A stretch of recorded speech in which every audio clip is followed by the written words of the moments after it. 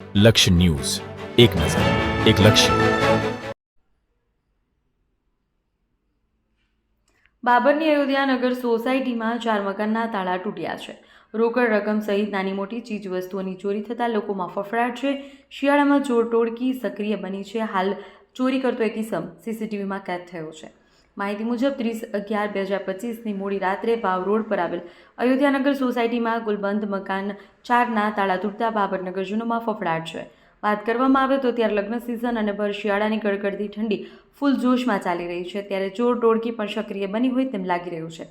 ત્યારે બાબરમાં વાવ રોડ પર આવેલા અયોધ્યાનગર સોસાયટીમાં 4 મકાનોના તાળા તૂટ્યા છે. મકાન માલિકો લગ્ન પ્રસંગમાં ગયા હોય તે દરમિયાન એક જ સોસાયટીને ચોર ટોળકીએ ટાર્ગેટ કરી હોય તેવું પણ સૂત્રો દ્વારા માહિતી મળી રહી છે. ચોર ટોળકીનો હાથ ફેરો નિષ્ફળ ગયો એમ પણ દેખાઈ રહ્યું છે. સહિત એક ઇસમ સીસીટીવીમાં કેદ થયો છે. ત્યારે સવારે ચોરીની ઘટના બની હોય તેવું આજુબાજુના પાડોશીઓ સવારે જાગતા એમને ચોરી થઈ હોવાનું નજરે પડ્યું. ગત મોડી રાત્રે અજાણ્યા ઇસમો દ્વારા મકાનના તાળા તોડવામાં આવ્યા છે. આજુબાજુમાં રહેતા પાડોશીઓએ મકાન માલિક સહિત સોસાયટીના પ્રમુખને જાણ કરી અમારી બાજુમાં ચોરી થઈ હોય એવું લાગી રહ્યું છે. ત્યારબાદ સોસાયટીના રહીશો સહિત પ્રમુખે બાબર પોલીસ સ્ટેશનમાં ટેલિફોનિક જાણ કરી. ત્યારબાદ ઘટના સ્થળે બાબર પોલીસની ટીમ આવી હતી.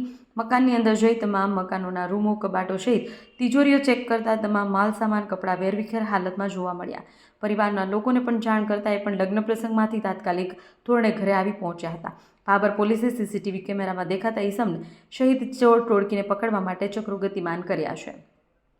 બાબર PISD ચૌધરી દ્વારા તમામ બાબર નગરજનો લોકોને એક અપીલ પણ કરવામાં આવી છે. કોઈ પણ મકાન માલિક અથવા દુકાન માલિક બહાર ગામ લગ્ન પ્રસંગ અથવા શનિ રવિ એમના વતન અથવા ગામડે જાય તો પાડોશીઓને જાણ કરવાની અથવા રોકડ રકમ સહિત સોના ચાંદીના દાગીના હોય તો લોકરમાં મૂકવા અથવા સાથે લઈ જવા જેવી બાબર PISD ચૌધરી દ્વારા બાબરના લોકોને અપીલ કરવામાં આવી છે.